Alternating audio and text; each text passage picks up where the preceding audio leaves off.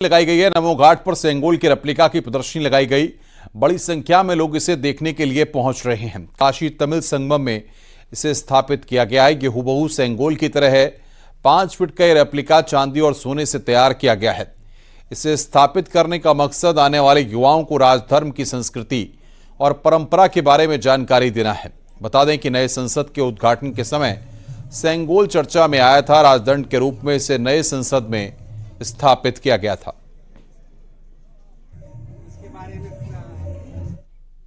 आज की जो जनरेशन है, युवा पीढ़ी है, उसको पहली बार पता चला जब हमारे नए संसद के भवन का उद्घाटन हुआ और उस दौरान हमारे माननीय प्रधानमंत्री श्री नरेंद्र मोदी जी ने उसकी स्थापना की वहाँ पे। तब आज की युवा पीढ़ी को सेंगोल के बारे में पता चला। इससे पहले आज की जो जनरेशन है उसको सेंगोल का शायद नाम भी उसको पता नहीं था। जब नए संसद भवन के उद्घाटन के अवसर पर उस सेंगोल की पूजा हुई और सबके सामने वह सेंगोल आया तो एक चर्चा छिड़ी कि आखिर यह सेंगोल है क्या, कहाँ से आया है, इसकी परंपरा क्या है। तब बहुत सारी चीज़ें खंगालनी शुरू हुई। इतिहास के पन्नों को हम लोगों ने पलटना शुरू किया। रुक रहे हैं यहां पर एक ब्रेक के लिए। खबरों का सिलसिला लगातार जारी है। न्यूज़ 18 में हूं आपके साथ मेनका चौधरी और जौनपुर से सबसे पहले बड़ी खबर आ रही है। श्रमजीवी विस्फोट कांड में थोड़ी देर में फैसला आ सकता है। दोनों आतंकियों को कोर्ट में किया गया पेश। ट्रेन में बम रखने के आरोपी आतंकी हिलाल और उसके सहयोगी नाफिकुल को सजा का फैसला 28 जुलाई 2005 जब ये विस्फोट हुआ था। श्रमजीवी विस्फोट कांड 28 जुलाई 2005 में हुआ था। इस मामले में आज फैसला आ सकता है। हिलाल और सहयोगी नाफिकुल को सजा का ऐलान हो सकता है अदालत की ओर से। ट्रेन में इन्होंने बम रखा था, विस्फोट किया था। इस मामले में लंबी प्रक्रिया के बाद, लंबी सुनवाई के बाद आज फैसला आ सकता है। जौनपुर से मनोज हमारे सहयोगी फोन लाइन पर मौजूद है। मनोज, सीधे आपके पास आती हूं। आज एक बड़ा फैसला आ सकता है। ये मामला कब का है, कैसे है, किस किस तरह से दलीलें चली, लंबी सुनवाई हुई है?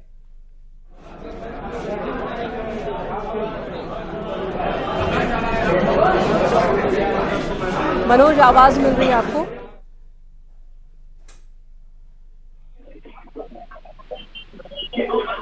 एक बार सवाल अपना फिर से दोहराएं। जी मनोज, सवाल ये है कि लंबी सुनवाई के बाद 2005 का ये मामला है, साल 2023 का आखिरी महीना चल रहा है, फैसले का इंतजार हो रहा है। किस तरह से ये पूरी प्रक्रिया हुई, दलीलें रखी गई, आज बड़ा दिन है। देखिए, जिस तरीके से ये पुराना मामला है, 18 साल बाद ये जौनपुर कोर्ट में ये मामला आज एक तरह से देखा जाए तो एक अंतरिम, जब तक ये अभी कोर्ट रूम से ये फैसले की कॉपी ना आ जाए। और ये जिस तरीके से जौनपुर से सुल्तानपुर जाने वाली जो लखनऊ रेलखंड पर, ये जौनपुर और सुल्तानपुर सीमावर्ती पर हरपालगंज के पास रेलवे स्टेशन पर पटना से नई दिल्ली जाने वाली श्रमजीवी एक्सप्रेस ट्रेन में जो बम कांड हुआ था उसमें 12 से ज्यादा लोगों की मौत हुई थी, जबकि 5 दर्जन से अधिक लोग घायल हुए थे। उसमें कुल एक एक करके 7 आरोपी बनाए गए थे, जो हमारे पास अभी तक की जानकारी है, जिसमें से 2 आरोपियों जो थे आतंकी के, उन्हें जो है मृत्युदंड की सजा दी जा चुकी है। अब दूसरे खेप में जो फाइल है, इसमें 2 लोग हैं, इन्हें आज मृत्यु दंड की सजा का ऐलान हो सकता है कोर्ट से। लिहाजा इनकी पेशी भी अपर जिला जज की कोर्ट में चल रहा है। सुनवाई आधे घंटे से प्लस की चल रही है। बाहर कोर्ट रूम में अगर देखा जाए तो सुरक्षा व्यवस्था की जो है कड़े इंतजाम किए गए हैं। सैकड़ों की संख्या में सुरक्षा कर्मी और खुफिया लगाए गए हैं, कहीं से कोई सुरक्षा में चूक न हो। हालांकि ये नेशनल स्तर का जो ये केस है, इस पे लगातार जो है जौनपुर पुलिस प्रशासन हो और जुडिशरी जो सेक्शन है वह नजर बनाए रखी है। हालांकि जो अंदर खाने से जो खबर छन के आ रही है कि 4:30 बजे के आसपास या आज जो है कोर्ट से फैसला इस मामले में मृत्युदंड को लेकर आ सकता है। बड़ा फैसला आ सकता है, जिसको लेकर के लंबे समय से सबको इंतजार। शाम 4 साढ़े 4 बजे के आसपास ये फैसला आएगा, ये इस वक्त अनुमान लगाया जा रहा है। धन्यवाद आपका इस वक्त पूरी जानकारी देने के लिए। 12 यात्रियों की मौत हो गई थी इन धमाकों में, 14 लोग जख्मी हुए थे। 2 आतंकियों को फांसी की सजा पहले ही हुई है। हिलाल और नाफिकुल की सजा का ऐलान आज होना है।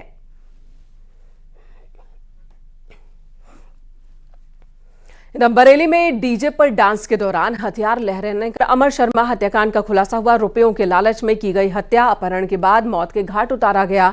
आरोपी मोहित और राहुल गिरफ्तार कर लिए गए हैं। तो बड़ी खबर है ये बुलंदशहर से, जहां पर हत्या के आरोपी मोहित और राहुल को पुलिस ने गिरफ्तार कर लिया है। जो खुलासा किया उसके मुताबिक रुपयों के लेन देन में ये हत्याकांड हुआ था। अपहरण के बाद मौत के घाट उतारा गया था अमर शर्मा को। इस संदर्भ में थाना गुलौटी पे 2/12/2023 को गुमशुदगी की रिपोर्ट दर्ज की गई। उसी के क्रम में तदुपरांत मुकदमा अपराध संख्या 489/23 धारा 364 आईपीसी में इसकी विवेचना प्रारंभ की गई। 2 अभियुक्त जो गिरफ्तार हुए हैं, इस बारे में अभी कोई सुराग नहीं मिले हैं। सर, मृतक के अकाउंट में कितना पैसा था और कितना पैसा ये चेक से निकाल चुके थे? लगभग 26.5 लाख रुपए था इनके चेक में। 25 लाख होल्ड कर रखा था मृतक ने, वो निकाल नहीं सकते थे, तो तकरीबन 1 लाख से कुछ ज़्यादा धनराशि निकाली गई थी बाई चेक। सोनभद्र में नाबालिग से रेप के मामले में सजायाफ्ता बीजेपी विधायक रामदुलार गोंड की याचिका पर इलाहाबाद हाईकोर्ट में सुनवाई हुई। हाईकोर्ट ने सुनवाई करते हुए निचली अदालत के रिकॉर्ड तलब किए हैं। कोर्ट ने यूपी सरकार और दूसरे पक्ष से जवाब तलब किया। इन्हें नोटिस जारी कर 4 हफ्ते में जवाब दाखिल करने को कहा है। 25 जनवरी को मामले की अगली सुनवाई होगी। गोंड ने सोनभद्र के स्पेशल एमपी-एमएलए कोर्ट के फैसले के खिलाफ हाईकोर्ट में याचिका दाखिल की है। इसमें कोर्ट का फैसला आने तक सजा पर रोक लगाने और जमानत पर जेल से रिहा करने की अपील की गई है। कोर्ट ने 15 दिसंबर को विधायक रामदुलार को 25 साल की कैद और 10 लाख रुपए का जुर्माना लगाया था। रामदुलार गोंड दुद्धी विधानसभा सीट से बीजेपी के टिकट पर विधायक थे। हाईकोर्ट से फौरी राहत नहीं मिलने पर अब विधायक की सदस्यता रद्द होनी तय है।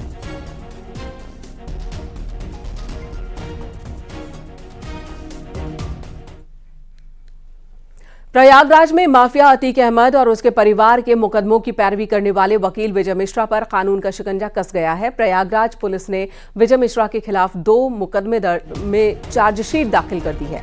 उमेश पाल शूटआउट केस और लकड़ी व्यापारी सईद अहमद से 3 करोड़ रुपए की रंगदारी मांगे जाने के मामले में यह चार्जशीट दाखिल की गई। उमेश पाल शूटआउट केस की जांच में वकील विजय मिश्रा का नाम भी सामने आया था।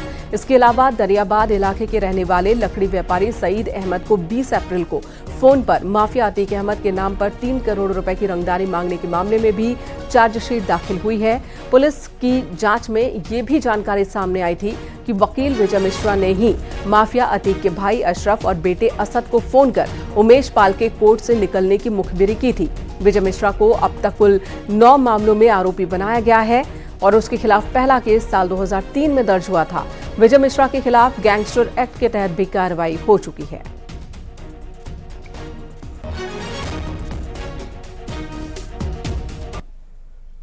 माफिया मुख्तार अंसारी के करीबी गणेश दत्त मिश्रा को इलाहाबाद हाईकोर्ट से बड़ी राहत मिली। इलाहाबाद हाईकोर्ट ने गणेश दत्त के मकान के ध्वस्तीकरण के आदेश पर 3 हफ्ते के लिए रोक लगा दी है और याची को 3 हफ्ते के अंदर रिवीजन दाखिल करने की छूट दी है। प्रशासन ने 4 जनवरी 2022 को ध्वस्तीकरण का आदेश दिया था। गणेश दत्त मिश्रा की पत्नी रीमा मिश्रा के नाम पर मौजा मोहम्मद पट्टी महुआ बाग गाजीपुर में मकान है।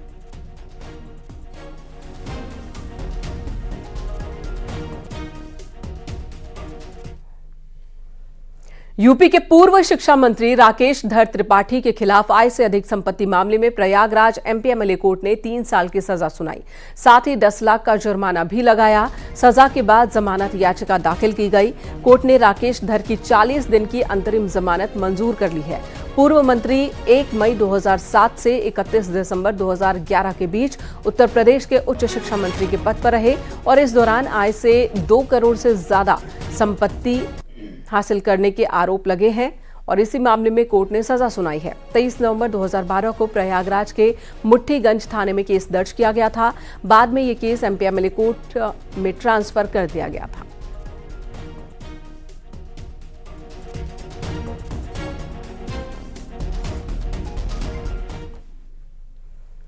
कासगंज में पुलिस ने सेक्स रैकेट का खुलासा किया। रेड कर पुलिस ने 2 लड़के और 4 लड़कियों को गिरफ्तार किया।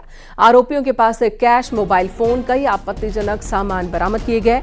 जानकारी के मुताबिक सेक्स रैकेट चलाने वाली महिला एक राजनीतिक पार्टी की जिला अध्यक्ष बताई जा रही है।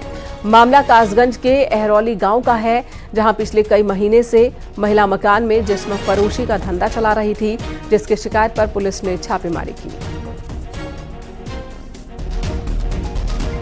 एवं महिला थाना प्रभारी की संयुक्त टीम के द्वारा मजिस्ट्रेट की उपस्थिति में एक घर में दबिश दी गई, जहां 4 महिलाओं एवं 2 पुरुषों को आपत्तिजनक स्थिति में पाया गया। साथ ही वहां से 44,000 रुपये, बियर की 4 खाली कैन एवं 5 मोबाइल भी बरामद हुए हैं। इनकी मोबाइल की छानबीन करने पर कुछ आपत्तिजनक फोटो एवं वीडियोज भी मिले हैं। घटना में सुसंगत धाराओं में अभियोग पंजीकृत कर लिया गया है। सभी अभियुक्तों को विधिक कार्रवाई के पश्चात माननीय न्यायालय के सामने पेश किया जा रहा है। अन्य कार्रवाइयां प्रचलित हैं। द मिनट में यूपी एसटीएफ ने अतीक अहमद के रिश्तेदार को गिरफ्तार किया। 100 करोड़ की जीएसटी चोरी केस में कमर अहमद को गिरफ्तार किया गया।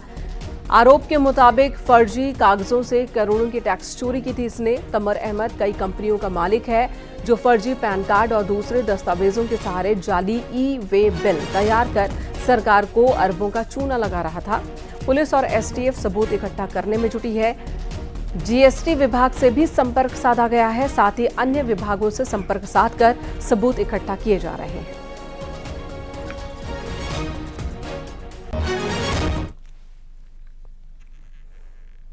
महाराजगंज में युवक की संदिग्ध परिस्थितियों में मौत को लेकर जमकर बवाल हुआ। गुस्साए लोगों ने पुलिस पर पथराव किया। जवाब में पुलिस ने भी उपद्रवियों पर लाठीचार्ज किया। आपको बता दें, युवक की संदिग्ध परिस्थितियों में लाश मिली थी। लोगों ने पुलिस पर लीपापोती के आरोप लगाए हैं, बवाल किया। पनियरा थाना इलाके का ये मामला है। घटना की जानकारी मिलने पर कई थाने की फोर्स मौके पर पहुंची। काफी मशक्कत के बाद हालात पर काबू पाया गया। ये थाना पनियारा अंतर्गत बैदा खास के पास 20 दिसंबर की रात्रि में गुलशन नामक व्यक्ति की अज्ञात वाहन के टक्कर से गंभीर चोटें आई थी। बाद में उनके परिवारजनों द्वारा इलाज के लिए उसे बीआरडी कॉलेज गोरखपुर रेफर करवाया गया था। आज 22 तारीख को सुबह उसके कुछ परिवारजन बाहर से आने वाले थे, लेकिन परिवारजन व गाँव के कुछ लोगों द्वारा अचानक जाम लगाने का प्रयास किया गया। परिवारजनों को समझाया गया है, सबको अंतिम संस्कार के लिए भेजा गया है। इस पूरे प्रकरण की जांच की जा रही है। जांच उपरांत जो भी चीज़ें निकल के आएगी उसके आधार पर आगे की कार्रवाई की जाएगी। उधर हरदोई में किडनैपर्स से पुलिस की मुठभेड़ हुई है। एक किडनैपर के पैर में गोली लगी। कपड़ा व्यापारी सकुशल बरामद हो गया है। मंगलवार को व्यापारी का अपहरण हुआ था। कनकापुर लाल में पुलिस और बदमाशों के बीच एनकाउंटर हुआ। कपड़ा व्यापारी सकुशल हैं। किडनैपर्स को पुलिस ने गिरफ्तार किया है एनकाउंटर के बाद। आशीष मिश्रा हमारे सहयोगी हमारे साथ फोन लाइन पर मौजूद हैं। आशीष, एक बड़ी कामयाबी पुलिस ने यहां पर हासिल की है। बहुत कम वक्त में व्यापारी को सकुशल बरामद किया, साथ ही जो बदमाश थे उन्हें गिरफ्तार भी किया। किस तरह से पुलिस ने इस ऑपरेशन को अंजाम दिया? जी देखिए, आपको बता दें पूरा मामला पाली थाना क्षेत्र का है, जहां पर एक व्यापारी मंगलवार को अपनी दुकान पर गया था और शाम को वो नहीं वापस आया। उसकी बाइक और एक चप्पल और चश्मा वहां पर सड़क पर पड़ा बरामद हुआ था, जिसके बाद काफी देर तक परिजनों ने उसको ढूंढा था। जब वो नहीं मिला, उसके बाद थाने जाते हैं, थाने पर तहरीर दी गई और पुलिस ने छानबीन की। अपहरण का मुकदमा दर्ज किया गया, जिसके बाद छानबीन करने पुलिस ने कई टीमें गठित की और सफलता हाथ नहीं लग रही थी। कल लखनऊ जोन आईजी हरदोई पहुंचे, जिन्होंने इस बारे में जानकारी भी ली और मौके पर कई टीमों को भेजा भी, जिसके बाद आज पुलिस को बड़ी सफलता हाथ लगी है। एक गाड़ी में 4 लोग सवार थे, जिसमें एक से मुठभेड़ हुई है, जिसमें दाहिने पैर में गोली लगी हुई है। जी, आपको बता दें कि पूरा मामला। ठीक है, धन्यवाद आपका पूरी जानकारी देने के लिए। तो पुलिस ने एनकाउंटर के बाद बदमाशों को गिरफ्तार किया, व्यापारी को सकुशल बरामद किया। उधर संभल में भी पुलिस और बदमाशों के बीच एनकाउंटर हुआ है और इस मुठभेड़ में 15,000 के इनामी गैंगस्टर को गोली लगी। पुलिस ने घायल बदमाश को गिरफ्तार कर जेल भेजा। एनकाउंटर में एक सिपाही भी जख्मी हुआ है। इस दौरान एक बदमाश भाग निकला। पुलिस के मुताबिक बदमाश मारूफ पर 18 मुकदमे दर्ज हैं। एक मोटरसाइकिल को जब रुकने का इशारा किया गया तो मोटरसाइकिल रुकी नहीं, उस पर 2 व्यक्ति सवार थे और उसका जब पुलिस ने पीछा किया तो इन्होंने पुलिस पे फायरिंग की। जवाबी कार्रवाई में पुलिस द्वारा भी फायरिंग की गई, जिसमें एक व्यक्ति के गोली लगी, जिसकी पहचान मारूफ मारूफ सन ऑफ राहत निवासी नूरियो सराय के रूप में हुई है। यहाँ रुकेंगे।